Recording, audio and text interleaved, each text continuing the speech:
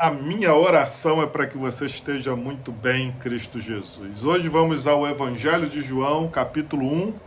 Vamos ler do verso 1 ao verso 5, depois vamos pular para o versículo 14. Aqui o apóstolo João se refere a Jesus como sendo verbo ou palavra, né? Vem do grego logos. Jesus é a palavra de Deus. Então toda vez que você ler aqui esse início do Evangelho de João e tiver verbo ou logos, entenda que João está se referindo a Jesus. Vamos ao texto. No princípio era o verbo, e o verbo estava com Deus. Atenção, hein? E o verbo era Deus. Ele estava no princípio com Deus, todas as coisas foram feitas por ele, sem ele nada do que foi feito se fez. A vida estava nele, e a vida era a luz dos homens. Verso 5. A luz resplandece nas trevas e as trevas não prevaleceram contra ela. Vamos ao verso 14. E o verbo se fez carne e habitou entre nós, cheio de graça e de verdade. Vimos a sua glória, glória como do unigênito do Pai. Gente, para essa semana está pensando no tema: quem é Jesus para mim, para você? Quem é Jesus para nós? Nós vimos ontem, na primeira reflexão, que a nossa referência para a gente saber quem Jesus é a Bíblia, conquanto todos nós tenhamos a nossa experiência pessoal com Jesus. Mas a nossa experiência pessoal não pode transgredir o que a Bíblia diz que Jesus é. E ontem nós vimos que Jesus era e é ser humano, porque ele precisava tomar sobre si os nossos pecados. Então ele era ser humano como eu e você, mas sem pecado. Só que hoje a Bíblia nos mostra, a partir de João, que Jesus também era e é Deus. O verso 1 é categórico, né? Ele estava no princípio, ele criou, e ele também era ou é Deus. E aí sim, o verso 2 vai dizer que todas as coisas foram criadas por meio dele. Ele é criador. Ele tem a glória do Pai, no verso 14 vai mostrar, né? E esse que é a própria palavra de Deus se torna um de nós, é a palavra de Deus, o próprio Deus que se encarna. Lá no capítulo 10 do mesmo evangelho, no versículo 30, o próprio Jesus vai dizer: eu e o Pai somos um.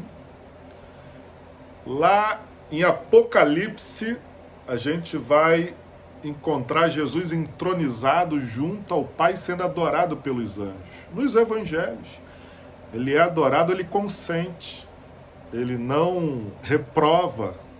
Então isso mostra que ele era Deus, e é por isso que ele é mal interpretado no seu tempo, porque as pessoas não estavam ligadas. E essa doutrina é muito importante, não é só porque a Bíblia diz, não. Alguns grupos são considerados seitas por nós justamente porque não creem na divindade de Jesus. Por exemplo, um grupo muito conhecido, os Testemunhos de Jeová. Nós consideramos esse grupo uma seita, que eles parecem igreja, né? Mas eles não reconhecem a divindade de Jesus. Jesus, para eles, é um ser angelical importante, mas não é Deus. Os Mormons também, é um grupo que tem se tornado conhecido, eles também não reconhecem a divindade de Jesus. Jesus é apenas um ser angelical. E por isso a gente não considera esses grupos como igreja. Igreja é todo grupo que adora Jesus e reconhece que Jesus é Deus, por isso adora Jesus. E o fato de Jesus ser Deus é fundamental para que a nossa salvação seja verdadeira. Porque se ele fosse só homem, ele era homem, mas se fosse só homem, ele não poderia conferir a nós os méritos da sua morte na cruz. Ficaria só com ele. Sem pecado, ficaria só com ele. Mas porque ele é Deus, ele pode ser luz para nós, como o texto diz aqui nos versos 4 e 5. Ele é a luz para os homens, ele pode resplandecer nas nossas trevas. E no verso 14 vai dizer que ele é a graça e a verdade. E ele é a glória sobre a nossa vida, como a glória do Pai.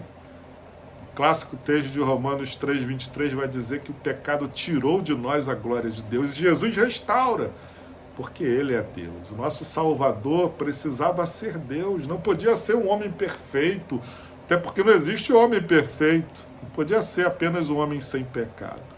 Deveria ser um cordeiro perfeito. Por isso, Jesus, o Cristo que morre por nós, deveria ser o Filho unigênito de Deus. Interessante que a palavra unigênito, como está aqui no verso 14, e João 3,16 também ele vai falar sobre isso, que Deus nos amou tanto que deu o seu Filho unigênito, significa o único da espécie. Apenas Jesus é Filho de Deus no sentido de que ele compartilha a divindade, a essência divina do Pai. Nós somos filhos porque fomos criados. Pela graça de Deus fomos adotados e pelo sangue de Jesus, e por isso ele deveria ser o Filho unigênito de Deus. O sangue de Jesus nos torna também parte do reino de Deus e da família divina. Ah, irmãos, como é maravilhoso a gente compreender que o nosso Salvador não é apenas um mediador qualquer. E é por isso que a gente é contra essa ideia da mediação de qualquer pessoa, coisa. Não, nós temos o Cordeiro perfeito, que era homem, mas que também era e é Deus. Então, para a gente fechar ontem e hoje, a definição de quem Jesus é, a natureza de Jesus. Ele era e é plenamente homem, ele era e é plenamente Deus. Nosso Salvador é o Deus que se tornou homem. Que essa palavra possa te ajudar para que você cresça na graça e no conhecimento. Quero profetizar um dia abençoado sobre a sua vida em nome de Jesus. Amém e amém.